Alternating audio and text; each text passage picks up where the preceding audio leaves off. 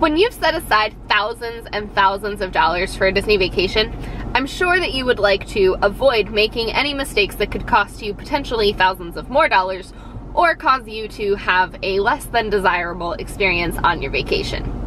Today I'm going to teach you about 5 rookie mistakes that I see people making all the time, and I'm also going to teach you how to avoid making them. During my time as a cast member and now as a travel agent specializing in Disney destinations, I've helped hundreds of families to avoid some of these mistakes as well as a lot of others. To all who come to this happy place, welcome. My name is Abby Craig, and like I said, I am a travel agent specializing in Disney destination. Over the last few years, I've been a part of a lot of different Facebook groups that center themselves around planning Disney vacations. While these can be a great resource for maybe restaurant reviews or finding out people's experiences with certain events, there's a lot of bad information out there. And that's one of the reasons that I actually created my own group called Mickey with Littles.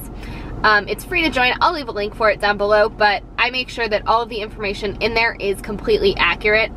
I hate when people are given bad information and then take that and use it to plan their vacation. So, with seeing all of that, these are the mistakes that I see people making over and over and over again. The first mistake that I see a lot of people making is that they try to do everything all in one trip. If you're a first-time visitor to Walt Disney World, you are in for a shock. Walt Disney World is the size of 2 Manhattans, so it's gigantic. There is no way that you are going to do everything in a week. Even if you're there 2 weeks, you're not going to be able to do everything. I lived in Walt Disney World for 6 months, and I visit every couple months, like every 2 to 3 months. I still haven't done everything. Every single time I go, there's something new, something is changing, and that's what keeps Disney so exciting. So there's no way that a first-time family or even a 10th-time family is going to be able to accomplish all of Walt Disney World in one day. It's just not possible. And there's nothing wrong with that because that just means you have to go back.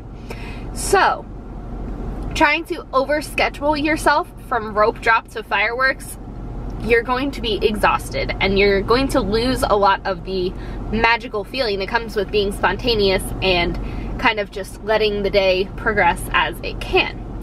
You want to be super flexible with your kids especially. Nap times are important. We are now not rope drop to fireworks people. We will sleep in the morning, and if we want to stay till night, or we'll head back to the resort early, head to Disney Springs, something like that, just so that we aren't pushing ourselves too far. While it might be a couple years before you come back, Disney will always be there waiting for you.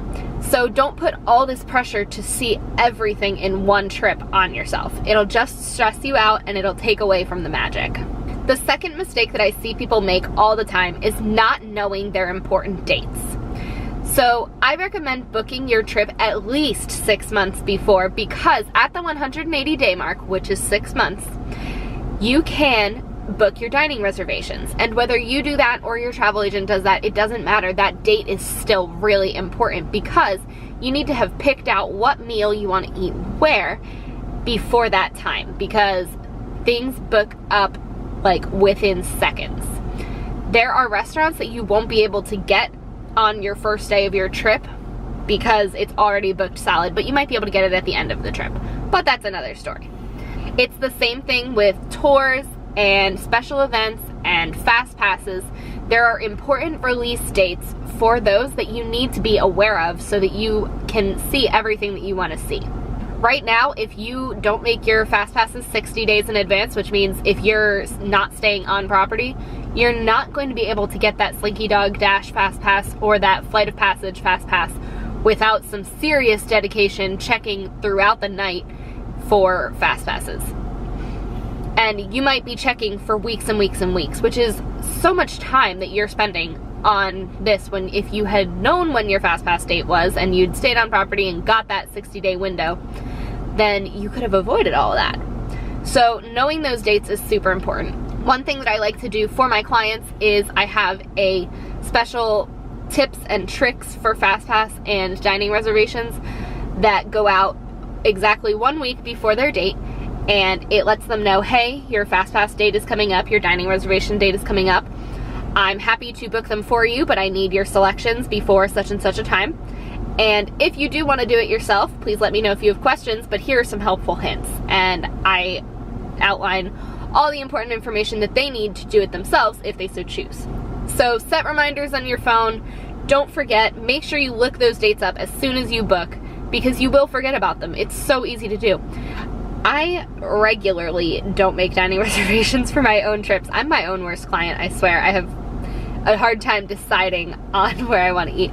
So right now we're planning for our Star Wars Galaxy's Edge opening trip, and I'm having a lot of trouble getting dining reservations because I'm just doing it now.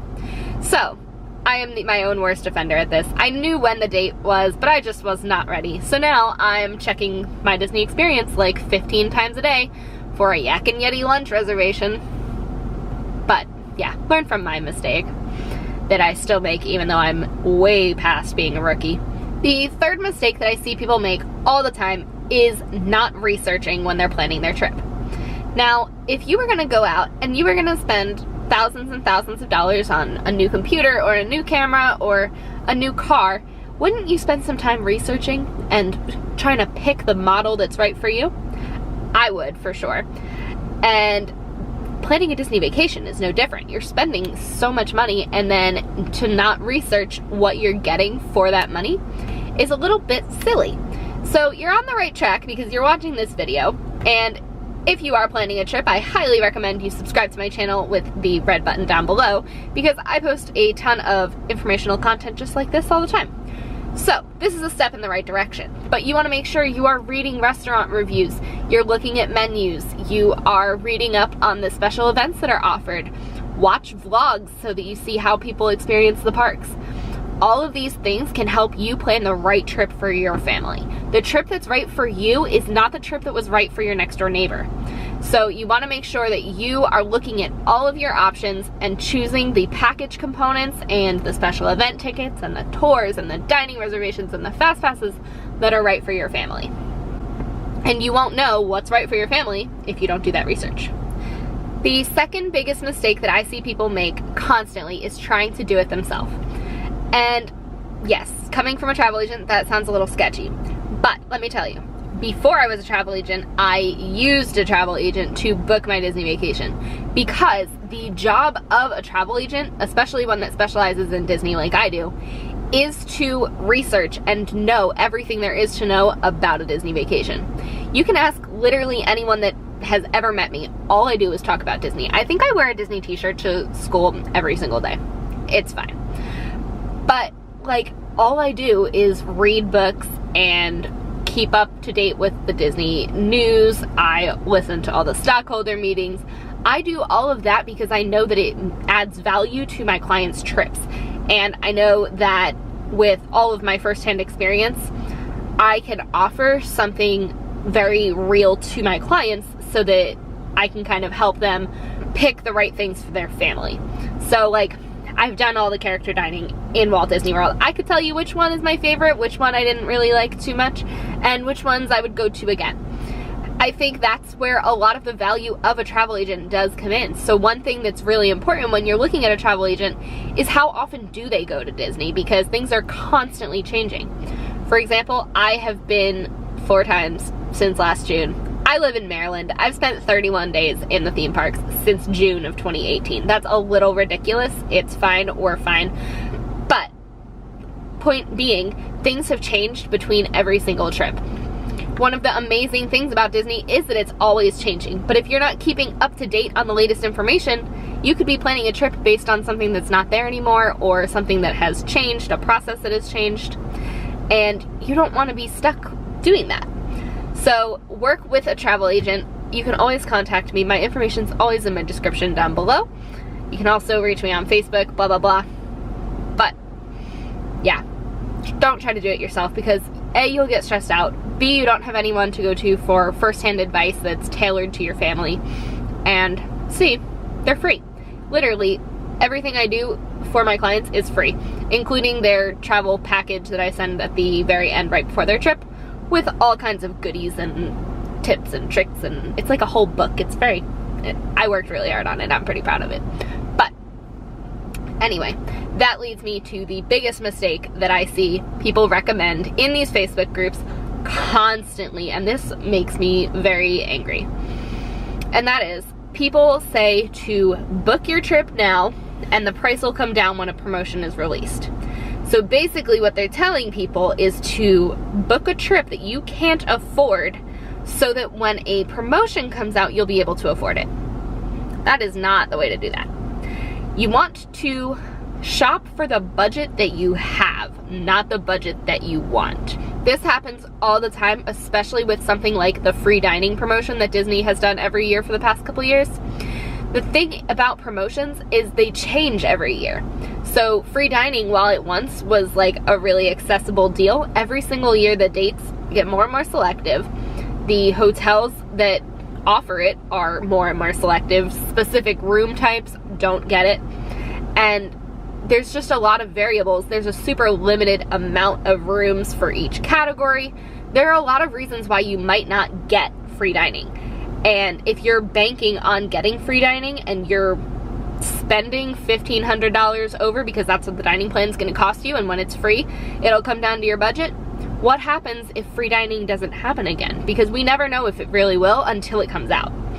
So by planning for a vacation that you can't afford, you're either going to have to cancel or you're going to have some serious credit card debt to pay off when you come back. And that just adds to the whole stressful kind of gray area of Disney vacations, the money. You're spending so much money, but you want to make sure that you're only spending what you really can afford. So I always recommend that we plan your trip within your budget, and if promotions do come out, we can always upgrade you to a nicer resort or add a couple days to your park tickets, or maybe we'll add a special event like a tour or a Halloween party.